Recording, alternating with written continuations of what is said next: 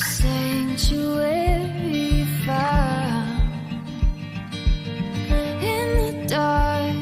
Feel your heart beat for something more. Subtle spark, a distant star. Hi, this is going to be church chat, and so what we want to do each Sunday, since the COVID has come, a lot of times we can't just get to know each other and have fun talking. And so today I have Emily Hottinga with us. She has become part of our church recently, and many of you have not had a chance to get to know her. And so we're just going to have some time to hang out, get to know each other. And so we're excited, Emily, to get a chance to have this time with you, and for the body to get to know you, and you to get a chance to share with the church. So tell me a little bit about yourself, like where you grew up and your family and that kind of thing. Yeah, for sure. Thank you for doing this. So I grew up in Oregon in a little tiny town called Culver, kind of out in the middle of nowhere. I have 7 siblings. Second oldest, I feel like I just grew up with children around all the time. We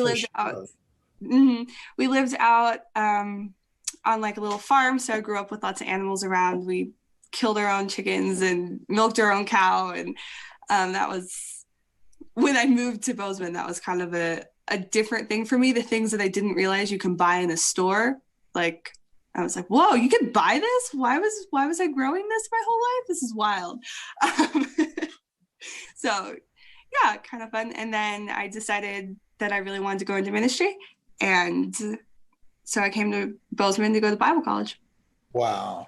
So You're going to Montana Bible College. Yeah. And what's your status? Are you a freshman, sophomore? I'm a sophomore. Yeah. Okay, that sounds good. Good. So how did you discover about our church? So I had been kind of trying to find a church that I can get plugged into and really just invest.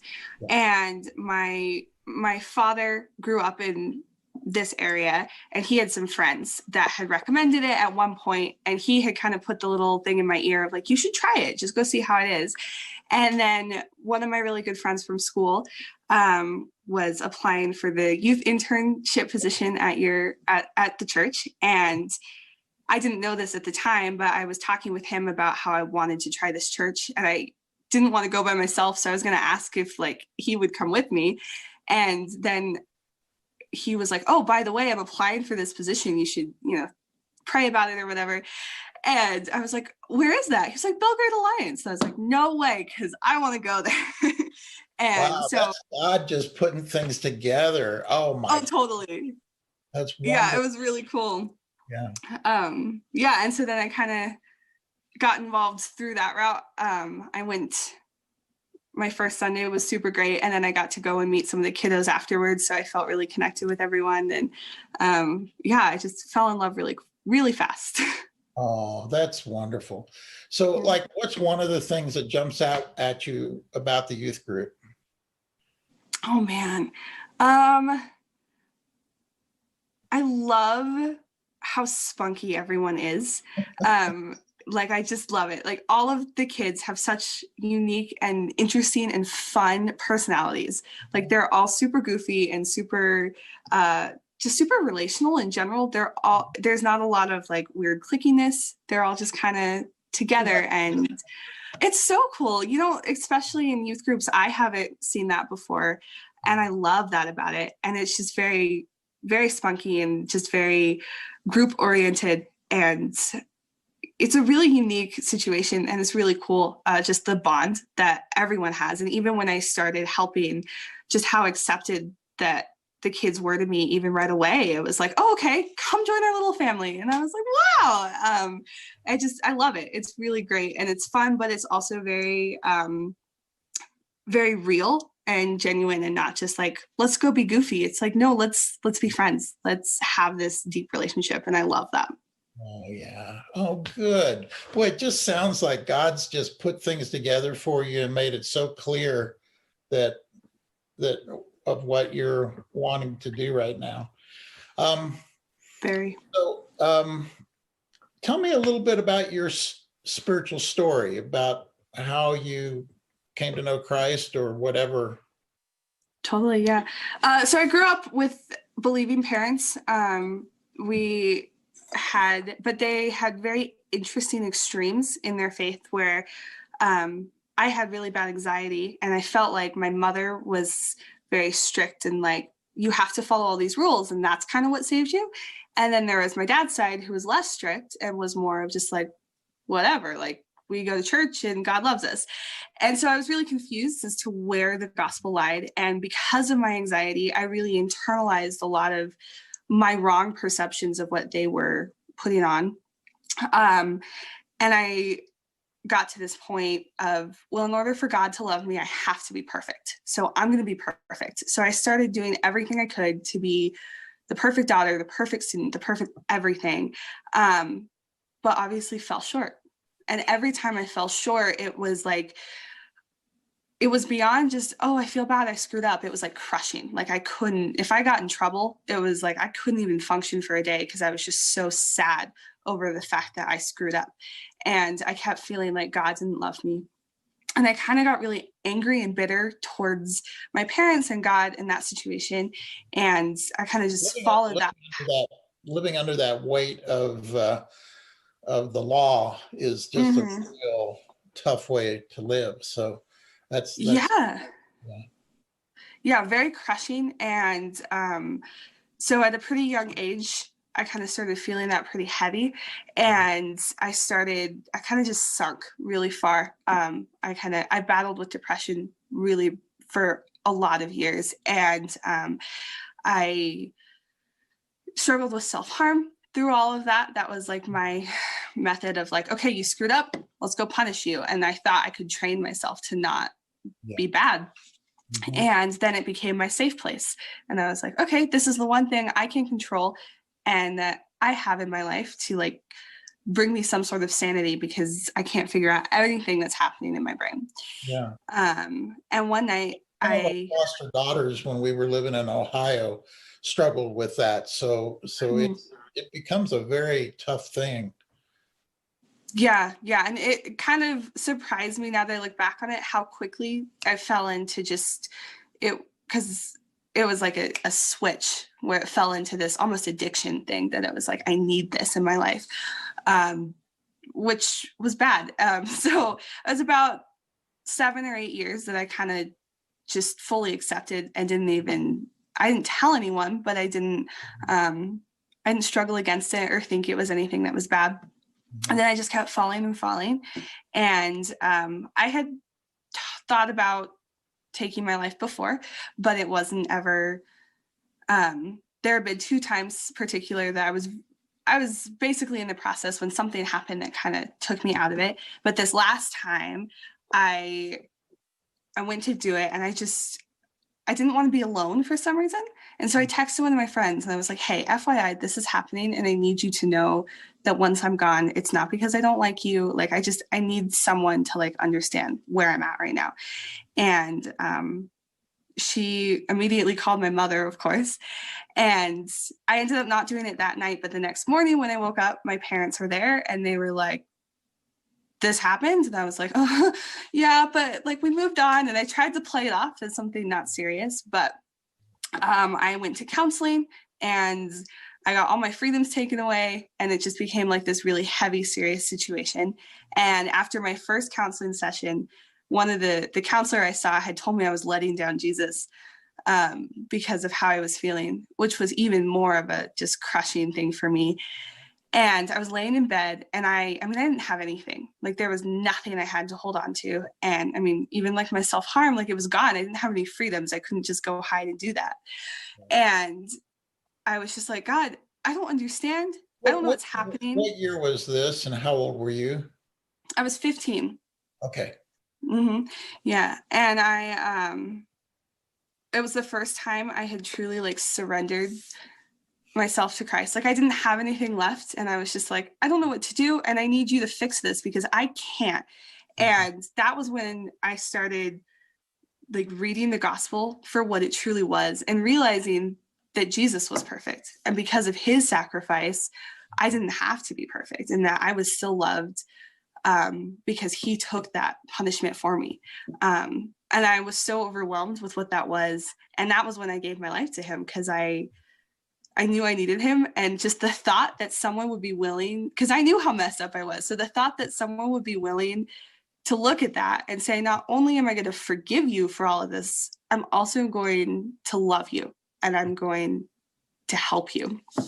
And that, like, I still get just chills when I think about the gospel, and that Jesus paid that for us, and that God still loves me. Like, that's crazy. Like, that's so wild and so motivating. And it was kind of in that moment that, even though nothing had changed necessarily in my situation, this just overwhelming peace that really hasn't left me just hit. And it was like, okay, I don't know what's going to happen. I don't know what to do now, but I'm going to give it to God. And every time I don't know what I'm doing, I'm going to give it to God. And every time I know what I'm doing, I'm going to give it to God, because I probably don't. And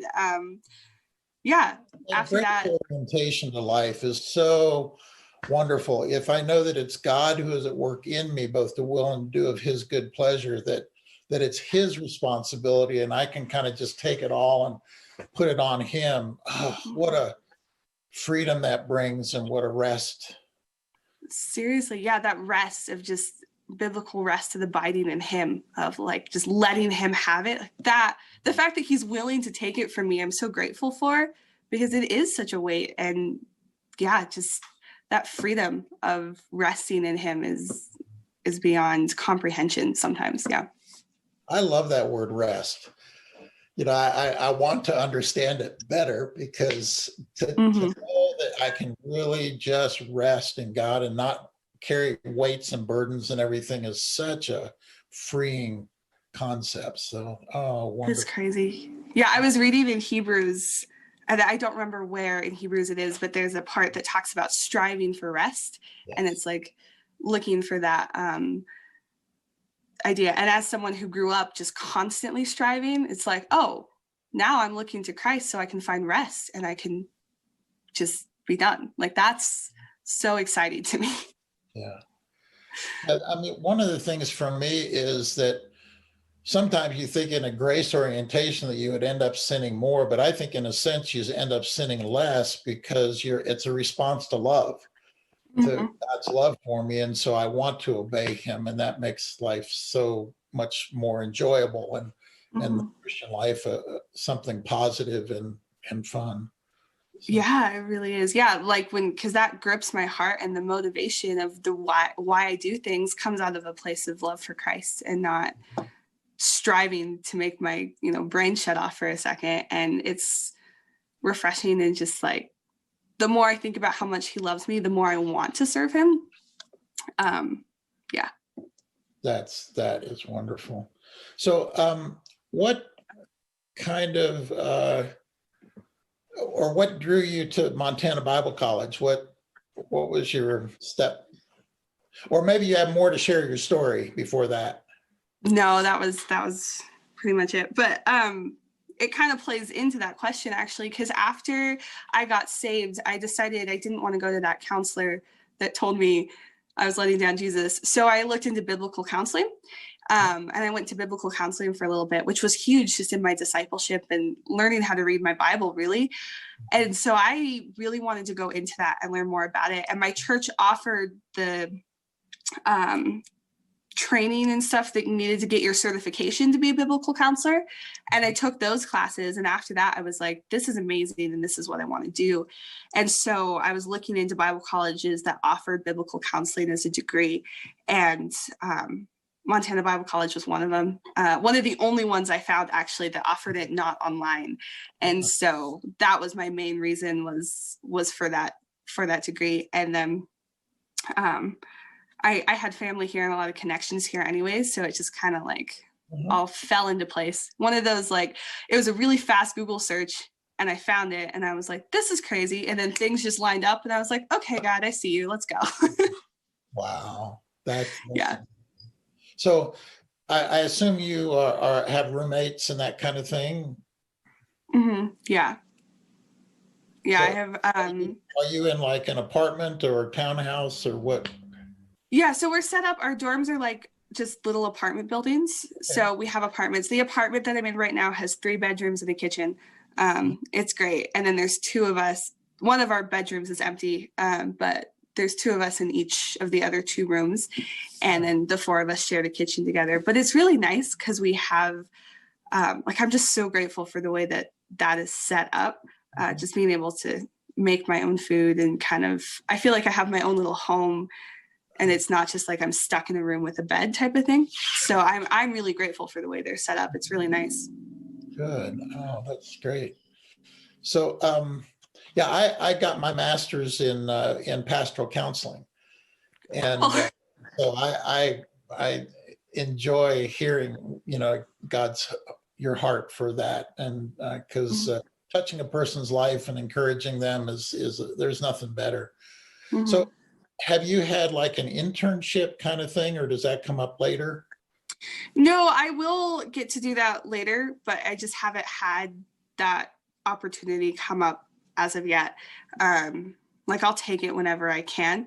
Uh, it is a requirement to graduate. I have to have some kind of internship, I think, but I haven't had that opportunity come yet. So I'm just waiting to see what that looks like. Yeah. Sarah Lynn at our church. Have you met Sarah Lynn? She sings up front. Uh, Yes. Yeah.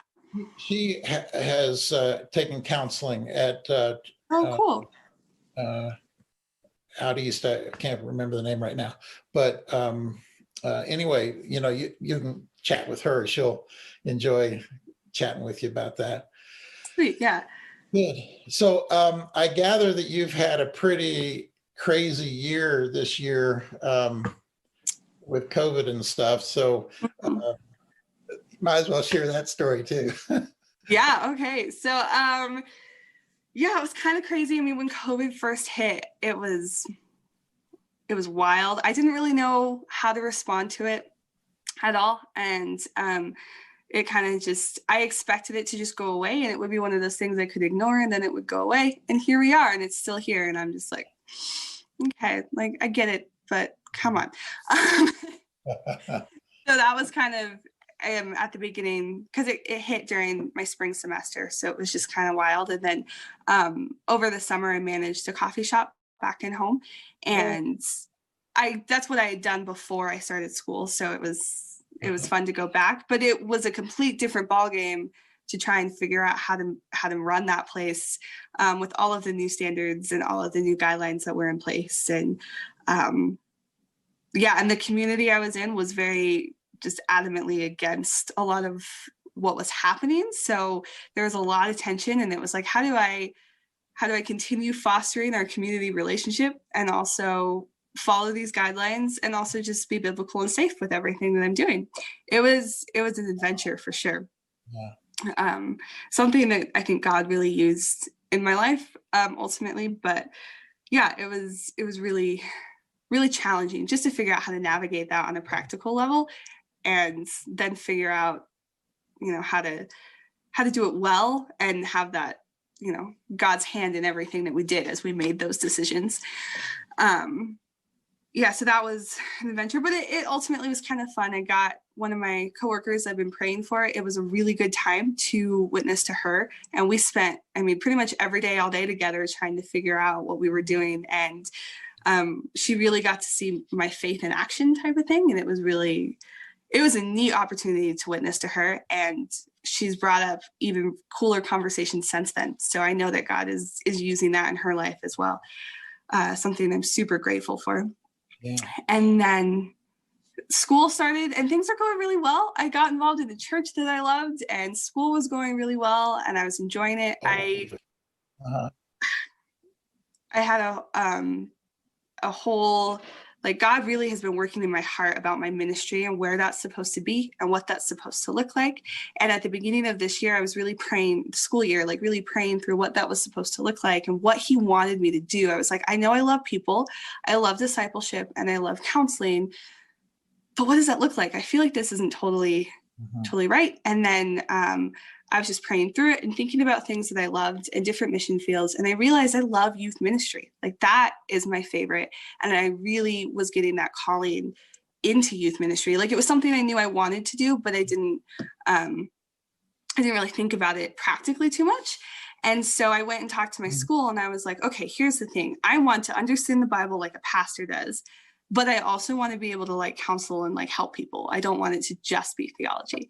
And they were like, well, we have this new degree this year that's a youth ministry degree that will do that for you. And I was just like, wild. So I switched my majors and now I'm getting a youth ministry degree, which was just, it was really cool. It was one of those things I definitely saw God's hand in, and like I just see him working in that, and all of those things fell into place so fast. It was just the perfect blend of what I felt like I was being called into. And so everything was going really good. The year was just great. And then I fell and I hit my head and I got a pretty bad concussion and I had a brain bleed and I fractured my skull in a couple places, and everything got flipped upside down. And that was kind of like, it was a hit in the sense of everything was going well and then all of a sudden everything was gone. And at first, when I first realized what was happening, I was like, God, why would you take all of this from me? I felt like you were orchestrating it and that everything was kind of going according to your plan. And now I don't have it at all. And originally doctors were saying it was going to be 6 months to a year before I can start adding stuff back on, let alone doing school. And I was like, I was involved in a ministry at my church that I love, and I was getting to know the kiddos, and now it's just gone. And I went home to Oregon so that I could recover, and just the heartbreak over losing my school and my ministry was just really a lot for me to process and handle. But through that, I really learned how to love Jesus more. And there were a lot of things in my life that I realized I was prioritizing more, like things that I enjoyed that I thought I was doing for God, but I wasn't doing for God. And it was able to just realign where my loyalties lied. And I was in a room with God alone for a month. Like that was all I was allowed to do, was pray and read my Bible. And it was so good. Like it was so amazing. And it was hard. It was really hard, but it was so good to just learn more about him and I felt like I was falling in love with him again. And I had to kind of relearn how to read the Bible because I couldn't read for a little bit. And then I could. And it was like really, just learning to love him and get him more. And then there's so much prayer happening. And I had gotten to a point where I was like, okay, I can do this. If it's 6 months to a year, I hate that, but I can do it. And God's going to get me through it. And then I had my scan and they were like, dude, your brain's fine. You can go back whenever you want. And I was like, oh my goodness. And so then I was able to come back. And I mean, I got back like a week ago. The day after I got back, I got to go to church and I was just so overwhelmed and so excited to be at church and to see the people that I loved and the kids that I had been trying to witness to and like lead. And I was just so excited to see them and to be with them again. And I'm just so overwhelmed by God's goodness in that, of just his faithfulness through that situation. And then his faithfulness even now as I figure out what life looks like now, because it's definitely different. And I'm just so much more grateful and more joyful for these opportunities that he's given me, because I realize how important they are. And after this, like my desire for people to just understand how good God is and how much they need him is so much more. It's like, I just wish I could just sit and tell you about how much Jesus loves you for hours on end, because you need it. And it's the coolest thing and it's going to change your life. And so he kind of used that as a way to, I guess, instill that in me even further than it was before. And I love him so much more now. And it's just been so good, like God's faithfulness through the entire year.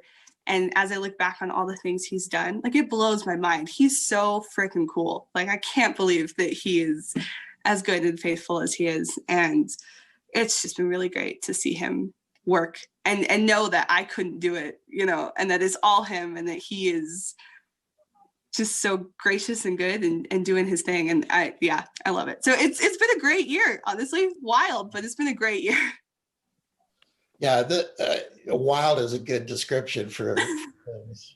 Well, Emily, we are thrilled that you're part of our fellowship, and just in talking with you, I just have this sense of God has clearly called you here and brought you here for a purpose. And when God does it, he doesn't waste anything. He accomplishes what he will accomplish. And so we're just thrilled that you're part of us, and that you think that we're fun enough to actually come and be with us. That's really, that's an honor for us to have you here and part of our fellowship. So I just pray that God's going to really bless your time here. And now you'll have people knowing you that you won't know who they are, but they'll come up to you and hug and say, that they got to know you. And so that's the nice thing about this church chat. I think it's going to turn out to be a wonderful thing. And I'm glad that you're the first one. That's really something special, and I love it. So we have about 4 minutes before. Any final things that you feel like we didn't talk about that are on your heart? Oh man, honestly, I just really want to thank you for having me do this and for doing this. I think it's such a neat way to connect people, and just thank the church in general. I'm so grateful to be a part of you guys and to be a part of, I really feel like God is doing something big here, and that he is very involved. And I love how Christ-centered we are in our relationships and in the things that we do.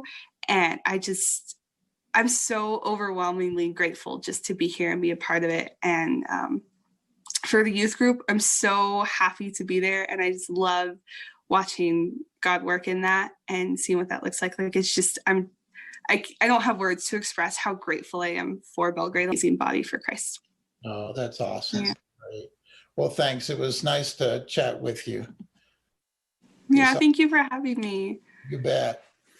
Thanks for joining us on Church Chat this morning. I hope you enjoyed the interview. We look forward each week to having another interview with some new people from the church and some people who have been around the church for a while. We just look forward to this time of fellowship with COVID. It's an opportunity for us to have a little bit more personal interaction. And so we look forward to being with you each week. And thank you so much for joining us this week.